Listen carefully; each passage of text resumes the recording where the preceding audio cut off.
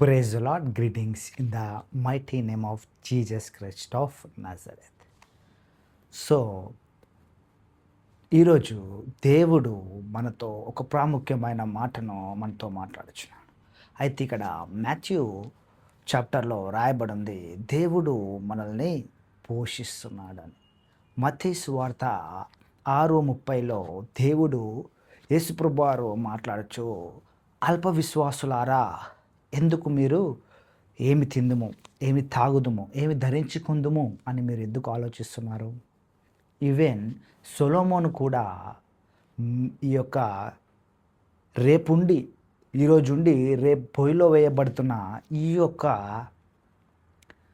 చిన్నది ఒక చిన్న గడ్డి నేను ఏ విధంగా అలంకరించాను, గ్రాస్ ఆఫ్ ది ఫీల్డ్, ఈ గ్రాస్ని నేను ఏ విధంగా అలంకరించాను, ఈ రెల్లును ఏ విధంగా నేను అలంకరించాను. What a beautiful. మనం చూసినప్పుడు అవి మన కంటికి ఎంతో మంచి గడ్డి, ఎంత మంచిగా దేవుడు అలంకరించాడు. దీన్ని మంచి గడ్డి పువ్వును ఏ విధంగా దేవుడు అలంకరించాడు. ఒకటే రోజు అది పూసి రెండవ రోజు అది వాడిపోయి ఎండిపోయి పడేయబోతుంది, అగ్నిలో పడేస్తారు కదా.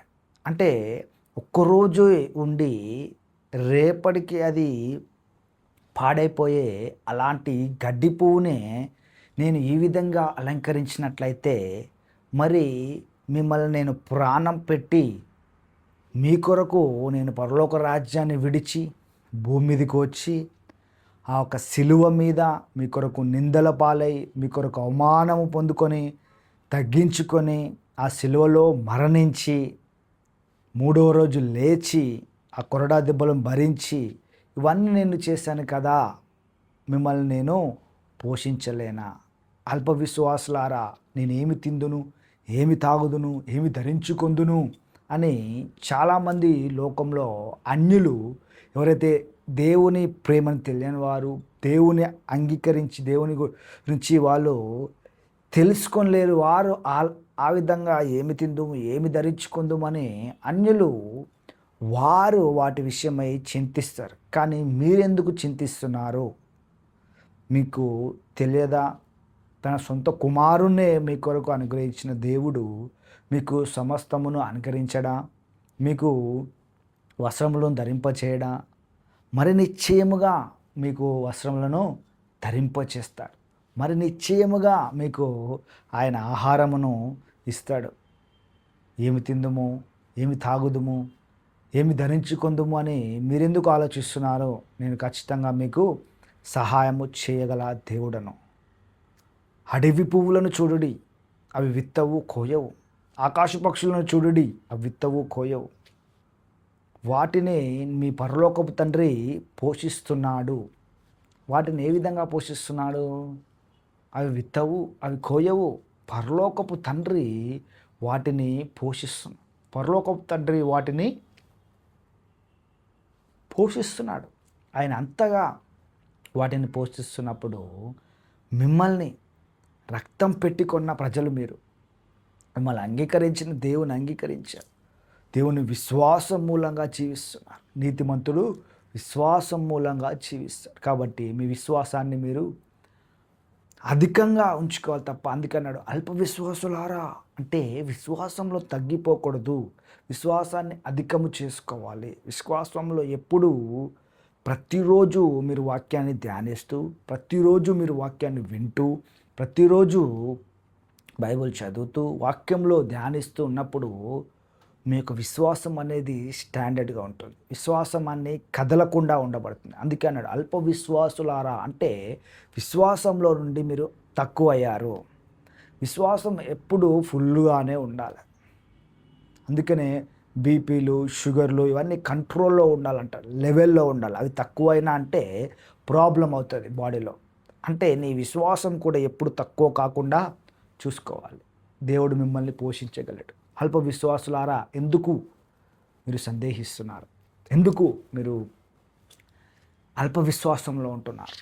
దేవుని విశ్వాసం కలిగి ఆయన ఏ విధంగా భూమి జీవించాడో అలాంటి విశ్వాసాన్ని కలిగి ఉండడి. ఆకాశ పక్షులను చూడండి, జంతువులను చూడుడి, నక్షత్రములను వాటన్నిటిని చేసిన దేవుడు ఏలియాను మీరు ఒకసారి గమనించినట్లయితే ఏలియాకు దేవుడు ఆ కాకులతో సహాయాన్ని పంపించాడు. కాకులు ఎక్కడన్నా మనం చూసినట్లయితే కాకులు ఇక్కడ బయట ఏమన్నా ఆహారం వేసినట్లయితే ఆ ఆహారాన్ని ఎత్తుకొని వెళ్ళిపోతాయి. ఆహారాన్ని దొంగిలించుకొని వెళ్ళిపోతాయి. అక్కడ బయట ఏమైనా ఆరేసారంటే ఏమన్నా మొక్కలు ఏమైనా వేసినాయనుకో, ఏమైనా చికెన్ కానీ ఏదైనా బయట పడ్డదనుకో వాటిని అవి ఎత్తుకొని వెళ్ళిపోతాయి కాకులు. ఆహారం వేసినట్లయితే అవి ఎత్తుకొని వెళ్ళిపోతాయి. కానీ ఇక్కడ ఏలియాకు దేవుడు ఆ ఒక కాకులతోటే వాటిని పంపించాడు, ఆహారాన్ని పంపించాడు. దేవుడు ఎంత గొప్ప కార్యం చేశాడు అంటే ఇంపాసిబుల్. అందుకన్నాడు దేవుడు, ఏదైతే మనుషులకు అసాధ్యమో దేవునికి సాధ్యమే. అయితే శిష్యులందరూ ఒకసారి యేసుప్రభు దగ్గరికి వచ్చి, ప్రభువా, ఒక ధనవంతుడు పరలోక రాజ్యానికి వెళ్ళడము అసాధ్యం అన్నావు కదా, మరి మేము ఎలా వెళ్తాము, మేము ఏ విధంగా వెళ్ళగలము అంటే అప్పుడు దేవునికి సాధ్యమే. నరులకు ఏదైతే అసాధ్యమో అది దేవునికి సాధ్యము. అంటే దేవుడు మిమ్మల్ని పోషించగలడు. అంటే బీదలే పరలోక రాజ్యానికి వెళ్తారా, మరి ధనవంతులు వెళ్ళరా అంటే సంపూర్ణంగా ధనవంతులు అంటే కావాల్సిన ఆహారం కలిగి ఉండి, బట్ట, తిండి, కావాల్సిన ప్రతిదీ వారికి ఉండి వారు సుఖంగా ఉంటున్న వాళ్ళు వెళ్ళలేరా అని అన్నప్పుడు ఇది మనుషులకు అసాధ్యమేమో కానీ దేవునికి సాధ్యమే. అబ్రహాము అన్ని కలిగి, అన్నిట్లో సమృద్ధి కలిగి ఆయన పరలోక రాజ్యానికి వెళ్ళాడు కదా. కానీ ఈ యొక్క ధనవంతుడు దేవుని విడిచిపెట్టి ఉన్నాడు కాబట్టి ధనవంతుడు పరలోక రాజ్యానికి వెళ్ళడము అసాధ్యం అని అన్నాం. ఎందుకు? ఆయన దేవుణ్ణి కూడా విసర్జించాడు. దేవుని ఆయన వెతకకుండా తన సామర్థ్యాన్ని, తన ఆస్తిని, దాని మీదనే ఆయన ప్రేమను చూపించాడు. కాబట్టి ఆ యవ్వనస్తుడు ఆ యొక్క దేవుని వెంబడించమంటే దేవుని వెంబడించకుండా అతను తన ముఖము చిన్నబుచ్చుకొని అతను వెళ్ళిపోయినట్లు మనం చూస్తాం. ఎందుకంటే ఆయన ప్రేమ దేవుని మీద లేదు కానీ ఆస్తి మీద ఉంది. కానీ ఈ యొక్క అబ్రహాముకు దేవుని మీద ప్రేమ ఉంది, తన ఆస్తి మీద కాదు. కాబట్టి దేవుడు అతని ఆస్తిపరులుగా చేశాడు. అదేవిధంగా సొలొమోనుని దేవుడు ఆశీర్వదించినప్పుడు సొలొమోను ఒక బలును ఇచ్చిన తర్వాత దేవుడు ఆయనకు దర్శనంలో ఆ రాత్రి కనిపించి దేవుడు అంటాడు, నీకేమి కావాలి అన్నప్పుడు అతను, నాకు జ్ఞానం దయచేయండి, నీ ప్రజలను పరిపాలించుటకు నాకు జ్ఞానంను దయచేయమంటాడు. ఎప్పుడైతే జ్ఞానంని అడిగాడో దేవుడు అతనికి జ్ఞానంతో పాటు ఆస్తిని, సమృద్ధిని ఆయనకు అనుగ్రహించాడు. అయితే ఆ సమృద్ధిలో ఆయన అంత వెల్తియెస్ట్ పర్సన్ ఎవరు లేరు, అంత రిచ్ పర్సన్ ఎవరు లేరు. ఎందుకంటే ఆయన ఆస్తిని అడగలేదు కానీ ఏమడిగాడు? జ్ఞానమును, నీ ప్రజలను పరిపాలించుటకు నాకు జ్ఞానము కావాలి. అంటే దేవుడు పోషించగలడని తెలుసు ఆయనకి. కాబట్టి ఆయన ఏమన్నాడు? దేవుడు నన్ను పోషించగలడు, నాకు ఆహారం ఇవ్వగలడు, నాకు వస్త్రములు ఇవ్వగలడు, కాబట్టి నాకు జ్ఞానము కావాలి తన ప్రజలను నేను పోషించడానికి, తన ప్రజలతో నేను న్యాయం తీర్చడానికి. అంటే దేవుని యొక్క సామర్థ్యాన్ని ఎరిగిన వారు వీళ్ళు. దేవుని ఏ విధంగా అయినా పోషించగలడు. అందుకని వీరు విశ్వాసములో అధికంగా ఉన్నవారు. అందుకే దేవుడు అంటాడు, అల్ప విశ్వాసులారా, మత్తయి సువార్త 6:30 అల్ప విశ్వాసులారా, మీరు వేటి గురించి ఆలోచిస్తున్నారు? ఏమి తిందుము, ఏమి తాగుదుము, ఏమి ధరించుకొందుము, వీటి గురించి మీరు ఎందుకు ఆలోచిస్తున్నారు? మీ పరలోకపు తండ్రి వీటన్నిటిని మీకు ఇవ్వగలడు. కాబట్టి మీ రాజ్యాన్ని, దేవుని నీతిని మొదట వెతుకుడి. అందుకనే ఇక్కడ మనం చూసినట్లయితే సొలొమోను దేవుని రాజ్యాన్ని మొదట వెతికాడు. ఇక్కడ ఏలియా చూసినట్లయితే ఏలియా కూడా దేవుని రాజ్యాన్ని మొదట వెతికాడు. ఆనోకును చూసినట్లయితే దేవుని రాజ్యాన్ని అతను మొదట వెతికాడు. కాబట్టి వారు దేవుని రాజ్యాన్ని మొదట వెతికారు. కాబట్టి దేవుడు వారిని ఆస్తికర్తలుగా, వస్త్రములు, ఇల్లులు, సమృద్ధిని ఆయనకి ఇచ్చాడు. అందుకే అంటాడు అక్కడ, దేవుని రాజ్యాన్ని, నీతిని మీరు మొదట వెతికినట్లయితే మీకు సమృద్ధిని అవన్నీ కూడా మిమ్మల్ని వెంబడిస్తాయి. కాబట్టి మనము దేవుని రాజ్యాన్ని, దేవుని నీతిని వెతకాలి. ఏ విధంగా వెతకగలం? ఏ విధంగా మనము దేవుని రాజ్యాన్ని వెతకాలంటే ప్రతిరోజు దానియేలు ఏ విధంగా వెతికాడు, దానియేలుకు దేవుడు సింహాసనాన్ని ఇచ్చాడు.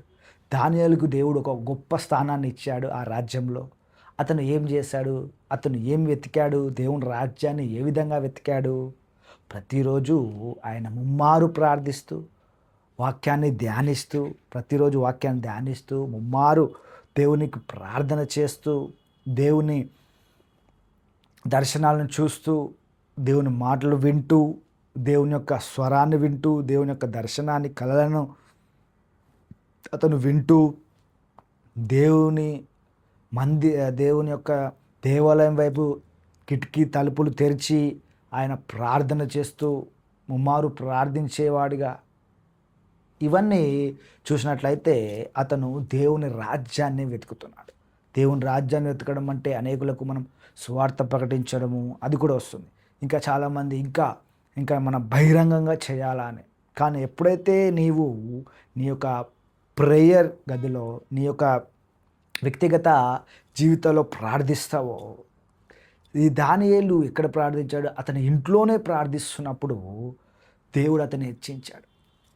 అంటే వారి యొక్క ఇంట్లోనే ఆ ఒక ప్రార్థించడం. అందుకని నీవు ప్రార్థన చేసేటప్పుడు నీవు రహస్యంగా నీ తండ్రికి నీవు ప్రార్థన చేసినట్లయితే, పరలోకపు తండ్రికి ప్రార్థన చేసినట్లయితే, నీ విన్నపములను తెలియపరిచినట్లయితే ఆయన బహిరంగంగా నిన్ను ఆశీర్వదిస్తాడు. బహిరంగంగా ఆయన దాని యొక్క రిజల్ట్ను, దాని యొక్క ప్రతిఫలాన్ని చూపిస్తాడు అని చెప్తాడు. అంటే చేసేది అది ముమ్మారు ప్రార్థన చేయడము, దేవునికి ప్రార్థన చేయడం, వాక్యాన్ని ధ్యానించడము, ఇవన్నీ కూడా దేవుని రాజ్యాన్ని వెతకడం అవుతుంది. దేవుని రాజ్యాన్ని, మంచి పనులు, నీతిని జరిగించడము, ఆయన నీతికరం కార్యాలను మనం చేయడము, ధర్మకార్యాలను మనం చేయడము, ఇవన్నీ కూడా రాజ్యంలో ఆయన నీతిని మొదటగా వెతకడం అవుతుంది. ఎప్పుడైతే ఆయన రాజ్యాన్ని, నీతిని మొదటగా వెతుకుతుంటారో ఖచ్చితంగా దేవుడు వారిని ఆశీర్వదించి వారిని ఒక ఉన్నత స్థానంలో దేవుడు ఉంచుతాడు. కాబట్టి ఈ యొక్క అబ్రహాము కూడా దేవుని నీతిని, రాజ్యాన్ని మొదట వెతికాడు. ఈ యొక్క సొలొమోను కూడా దేవుని నీతిని, రాజ్యాన్ని వెతికాడు. అందుకనే తన రాజ్యంలో ఉన్న ప్రజలను వారికి న్యాయము తీర్చాలని, ప్రభువా నాకు జ్ఞానమును దయచి, అంటే అతని నీతిని, దేవుని రాజ్యాన్ని మొదట వెతికాడు. ఎప్పుడైతే దేవుని రాజ్యాన్ని మొదట వెతికాడో దేవుడు అతనికి కావాల్సిన ప్రతిదీ అనుగ్రహించాడు. ఇల్లు, ఆస్తి, సంపద, అన్ని రంగాల్లో దేవుడు అతను ఆశీర్వదించాడు. ఎందుకంటే అతను నీతిని, రాజ్యాన్ని మొదట వెతికాడు. అదేవిధంగా ఏలియా కూడా ఆయన దేవుని రాజ్యం కొరకు రోషం కలిగి నిల్చున్నాడు కాబట్టి, దేవుని ప్రజల కొరకు అక్కడ నిల్చున్నాడు కాబట్టి దేవుడు అతనికి కావాల్సిన ఆహారాన్ని కాకులతో పంపించాడు. కావాల్సిన ప్రతిదీ దేవుడు అతనికి అనుగ్రహించాడు. ఏమి తిందుము, ఏమి ధరించుకుందుము, ఏమి తాగుదుము, తాగడానికి దేవుడు అక్కడ సమస్తము సమకూర్చినట్టు చూస్తాం మనం. అక్కడ ఆ కొలనులో నీళ్లు తాగి నేను కాకులకు ఆజ్ఞాపించాను, అవి నీకు ఆహారం తీసుకొస్తాయి. మొదట 3.5 సంవత్సరాలు ఆ యొక్క కరువులో దేవుడు ఆ సారేపాతు గ్రామంలో ఉన్న ఒక విధవరాలకి ఆజ్ఞాపించానట. అక్కడ నీకు అద్భుత రీతిగా రొట్టెలు వస్తాయి, అద్భుత రీతిగా పిండి అయిపోదు, అద్భుత రీతిగా నూనె అయిపోదు, అద్భుత రీతిగా నేను నిన్ను పోషిస్తాను అన్నాడు. ఎందుకంటే నువ్వు నా రాజ్యాన్ని, నా నీతిని మొదట వెతికేవాడివి అన్నావు. ఏలియా, నీవు నా రాజ్యాన్ని, నా నీతిని మొదట వెతుకుతున్నావు కాబట్టి నీకు ఖచ్చితంగా నేను సమృద్ధిగా నీకు దయచేస్తాను. అంటే అక్కడ దేవుడు సమృద్ధిగా అతనికి దయచేసేయడానికి కారణం ఏంటంటే దేవుని రాజ్యాన్ని, నీతిని అతడు మొదట వెతికాడు. ప్రతిరోజు నువ్వు వాక్యం ధ్యానిస్తూ, ప్రతిరోజు నువ్వు దేవుని ప్రార్థిస్తూ, ముమ్మారుగా ప్రార్థిస్తూ, ప్రతిరోజు దేవుని మీద నీ మనస్సుంచి ఎప్పుడైతే నువ్వు చేస్తావో ఈ విధమా, అది దేవుని రాజ్యాన్ని వెతకడం. అందుకే నేను బహుప్రియుడవై ఉన్నావు అంటాడు దానియేలు ఎందుకు బహుప్రియుడు అంటే దేవుని కొరకు అతను ఆలోచించేవాడిగా, దేవుని ప్రజల గురించి ఆలోచించేవాడిగా, దేవుని కార్యాలలో ముందుండేవాడిగా, దేవుని పనిలో ముందుండేవాడిగా, దేవుని ప్రేమించే వ్యక్తిగా ఉన్నాడు. కాబట్టి దానియేలు నీవు ప్రియుడవు అంటే నీవు నన్ను ఎక్కువ ప్రేమిస్తున్నావు అంటాడు. అంటే దేవుని ఎక్కువగా ప్రేమించేవారు, దేవుని రాజ్యం కొరకు మొదటిగా అన్ని పనులను పక్కబెట్టి దేవుని రాజ్యం కొరకు అతడు పని చేసేవారు అంటారు. దేవుని ప్రేమించువారు. అందుకని నన్ను ప్రేమించువారిని నేను ఆస్తికర్తలుగా చేస్తాను.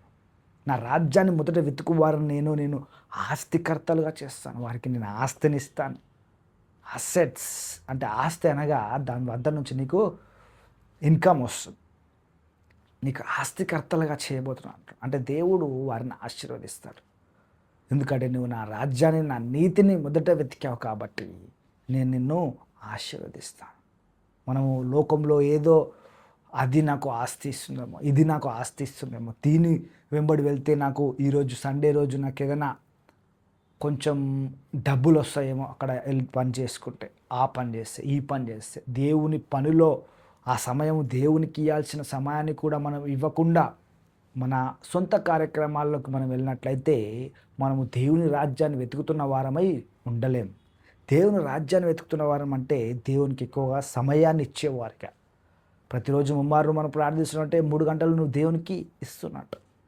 ప్రతిరోజు వాక్యం చదివి ప్రార్థిస్తూ పాటలు పాడచ్చు దేవునికి మొరపెడుతున్నట్లయితే నీవు దేవునికి ఎక్కువగా సమయాన్ని ఇస్తున్నట్టు. దానియేలు ఒక ఉన్నత స్థానంలో దేవుని ఇచ్చినప్పుడు, దేవుడు అతన్ని ఉన్నత స్థానంలోకి వేసినప్పుడు ముమ్మారు ఆయన ఇంకనూ ప్రార్థిస్తున్నారంట. అంత బిజీ షెడ్యూల్లో అంత డబ్బు గురించి ఆలోచించలేదు, ఆస్తి గురించి ఆలోచించలేదు, ఫ్యూచర్ గురించి ఆలోచించలేదు. కానీ అతను ఖచ్చితంగా నేను దేవుని రాజ్యాన్నితిని మొదట వెతకాలి. ఈ దావీదు దేవుని రాజ్యాన్ని మొదట వెతికాడు. దావీదు అంత గొప్ప రాజు అయినప్పటికీ ముమ్మారు ప్రార్థించేవాడు. 7 సార్లు పాటలు పాడచ్చు దేవుని స్తుతిగానము చేసేవాడు. ఎందుకంటే దేవుని రాజ్యాన్ని మొదట వెతికితే మీకు అవన్నీ కూడా ఎప్పటికీ ఉండేటట్టు, తరతరములు వెళ్ళిపోయేటట్టు, అవి తరతరములు ఉండేటట్టు దేవుడు చూసుకుంటాడు. కాబట్టి ఎప్పుడైతే దేవుని రాజ్యాన్ని మొదట వెతికినట్లయితే, దేవునికి ఇవ్వాల్సిన సమయాన్ని మొదట ఇచ్చినట్లయితే, అన్ని పనులు పక్కకు పెట్టుకొని మనం దేవుని పనిలో మనం ఉన్నట్లయితే, దేవుని కార్యక్రమాలలో మనం ఎప్పుడైతే పాలు పొందుకుంటామో ఖచ్చితంగా దేవుని దీవెనలను మనం పొందుకుంటాం. అందుకని ఎవరైతే 2-3 కూడుకుంటారో అక్కడ నా దీవెనలు, నా ఆశీర్వాదములు వారి మధ్యలో ఉంటాయి, వారి మీద ఉంటాయి. కాబట్టి వారు ఖచ్చితంగా ఫలిస్తారు. ఖచ్చితంగా వారు నెలకు ఫలిస్తూ ఉంటారంట. ఒక చెట్టు ఉంటుందంట పరలోక రాజ్యంలో, అది ప్రతి నెల ఫలిస్తూ ఉంటుంది. అయితే పరలోక రాజ్యాన్ని దేవుడు ఏమనుకుంటున్నాడంటే ఈ భూమి మీద నేను చూడాలనుకుంటున్నాను. నా ప్రజలు కూడా ప్రతి నెల వారు ఫలించాలి. ప్రతి నెల వాళ్ళు ఫలించాలి. ఎందుకంటే ఈ విధంగా మీరు ప్రార్థన చేయడం చెప్పాను. నేను ఏమన్నాను? నీ చిత్తము పరలోక రాజ్యంలో నెరవేరినట్లు భూమి మీద కూడా నెరవేరును కాక. అంటే పరలోక రాజ్యంలో మరణం ఉంటుందా? ఉండదు. పరలోక రాజ్యంలో ప్రతి నెల వారు ఫలిస్తూ ఉంటారట. Glory to glory. వారు మహిమ నుండి ఇంకొక మహిమలోకి వెళ్తుంటారు. ఈరోజు ఏంటి ఇంత బ్రైట్గా ఉన్నావు? అరే ఈరోజు ఇంకా బ్రైట్ అయ్యావేంటి? ఈరోజు ఇంకా ఫ్రెష్ అయినావు, ఇంకా ఫ్రెష్నెస్ కనిపిస్తుంది, ఇంకా ఉబుగుచున్న ఊట వల్లే ఒక గొప్ప మహిమను నువ్వు చూస్తున్నామే అని పరలోక రాజ్యంలో ప్రతి నెల వారు మాట్లాడుకుంటారు. ఎందుకంటే వారు ఫలిస్తూ ఉండేవారు. ఎవ్రీ మంత్ ఆ పండ్లు, ఆ చెట్టు ప్రతి నెల ఫలిస్తూ ఉంటుందంట. అక్కడ చెట్టే ఫలిస్తున్నట్లయితే అక్కడ ఉన్నవారు ఏ విధంగా ఫలిస్తారు? ఏ విధంగా మహిమ నుండి అధిక మహిమలోకి వెళ్తారు? అందుకని అన్నాడు ఆయన, మీ చిత్తము పరలోకమందు నెరవేరినట్లు భూమి యందు కూడా నెరవేరును గాక. భూమి మీద ప్రతి ఒక్కరి జీవితంలో, ఆయన అంగీకరించిన ప్రతి ఒక్కరి జీవితాల్లో కూడా ఇలాంటి సాక్ష్యాలు, మరణం లేని జీవితం, వ్యాధులు లేని జీవితం, ప్రతి నెల ఫలించే జీవితం, ఇలాంటి ఆశీర్వాదాలను ఎప్పుడైతే చూపిస్తారో వీరు భూమి మీద ఉంటున్నారా? పరలోక రాజ్యంలో ఉంటున్నారా? అంటే ఎక్కడి నుంచి ఈ సమృద్ధి, ఎక్కడి నుంచి ఈ ఆశీర్వాదాలు? దేవుడు ఏ విధంగా వీరిని ఆశీర్వదిస్తున్నాడు? నెలకు వీరు ఫలిస్తూనే ఉన్నారు. Every month they are growing. అంటే దేవుడు ప్రతి నెల ఎడారిలో సైతము దేవుడు ఒక సంవత్సరములోగా అతన్ని ఆ దేశము యొక్క బడ్జెట్ కంటే ఎక్కువగా అతన్ని ఆశీర్వదించాడు. ఈ యొక్క ఇస్సాకును దేవుడు ఆశీర్వదించాడు. ప్రతి నెల ఫలిస్తూ అతడు క్రమక్రమంగా ఫలిస్తూ ఆ యొక్క సంవత్సరంలోనే ఆ రాజు కంటే ఎక్కువగా ఆస్తి కలిగిన వాడయ్యాడు. అగ్రికల్చర్ వేసి, ఆ పంట వేసి, ఆ పంటలో 100% ఆయన పంట పొందుకొని ఆ దేశానికి ఆ కరువులోనే అతను పెట్టేవాడిగా ఆస్తికర్తగా మార్చబడ్డాడు. ఎందుకంటే దేవుని ప్రేమించేవాడై ఉన్నాడు. దేవుని వెంబడించేవాడై ఉన్నాడు కాబట్టి దేవుడు అతన్ని క్రమక్రమంగా అక్కడ రాయబడుతూ క్లియర్‌గా దేవుడు ఆ వ్యక్తిని ఆశీర్వదించాడు కాబట్టి ఆ వ్యక్తి గొప్పవాడాయను. అంటే దేవుడు మాత్రమే ఆ వ్యక్తిని గొప్పవాడిగా చేశాడు. పరలోక రాజ్యంలో ఆయన స్థిరంగా ఉండే వ్యక్తి. చాలామంది మరి ఆస్తి పొందుకుంటున్నారు కదా, దేవుని ఎరగని ప్రజలు ఉన్నారు కదా అంటారు. కానీ వారి యొక్క జీవితం పరలోక రాజ్యంలో రాయబడి లేదు.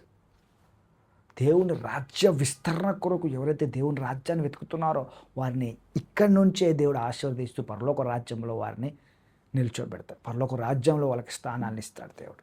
కాబట్టి పరలోక రాజ్యంని భూమి మీద చూసే వారిగా, వ్యాధి లేని వారిగా, మరణం లేని వారిగా, అప్పు లేని వారిగా, ప్రతి నెల ఫలించే వారిగా దేవుడు వారిని ఉంచాలని దేవుని యొక్క ప్రణాళిక. అందుకనే పరలోకమందున్న మా తండ్రి నీ నామం పరిశుద్ధపరచబడును గాక, మీరు ఈ విధంగా ప్రార్థన చేయుడి అని యేసయ్యనే క్లియర్గా మనతో మాట్లాడాడు.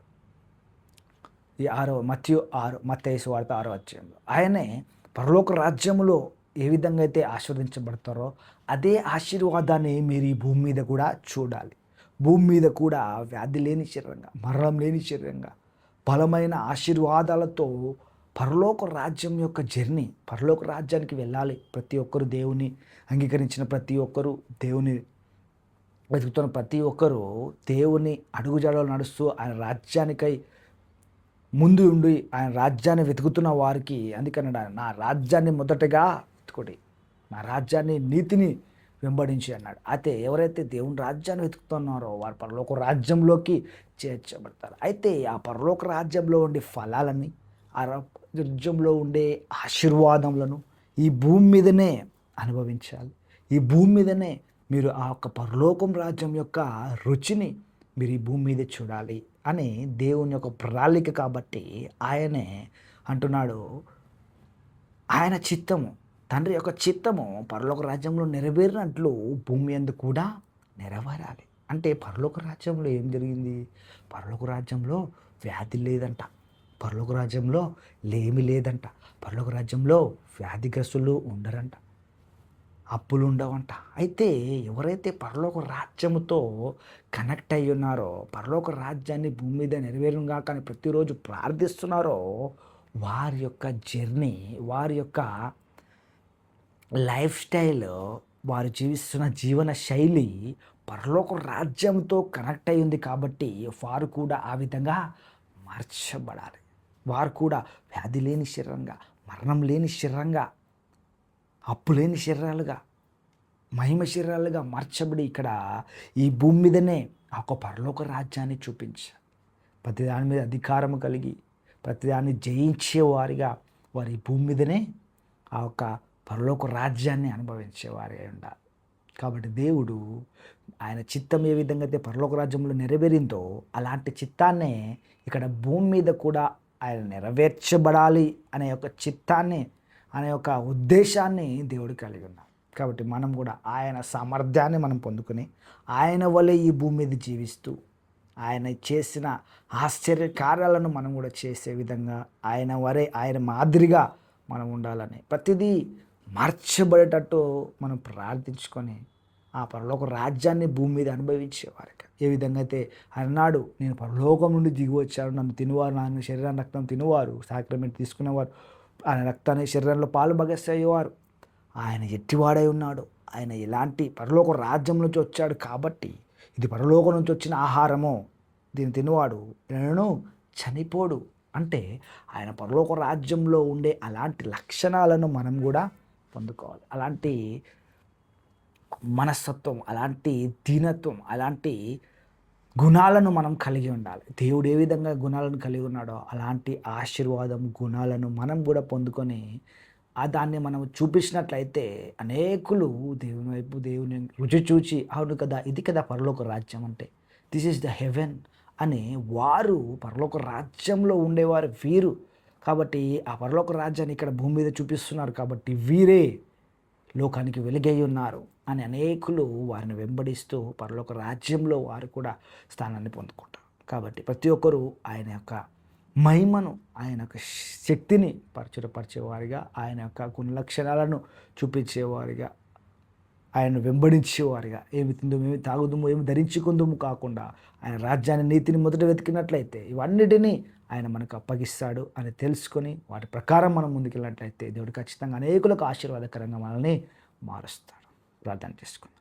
థ్యాంక్ యూ లార్డ్ ఫాదర్, మీరు ఇచ్చిన గొప్ప కార్యాలను బట్టి, గొప్ప జ్ఞానమును బట్టి వందనాలు. నీ నీతిని, రాజ్యాన్ని మొదట వెతికితే వారమై ఉన్నటకు పరలోక రాజ్యంను ఏ విధంగా నీ చిత్తం నెరవేరిందో భూమి మీద కూడా నెరవేరినట్లు మహిమ శరీరాలుగా మేము ఇక్కడి నుండే నీ యొక్క మహిమకరమైన, ఆశ్చర్యకరమైన ప్రతి నెల ఫలించే వారిగా ఉంచుమని నజరేయుడైన యేసుక్రీస్తు నామములో ప్రార్థిస్తున్నాం తండ్రి. ఆమేన్. God bless.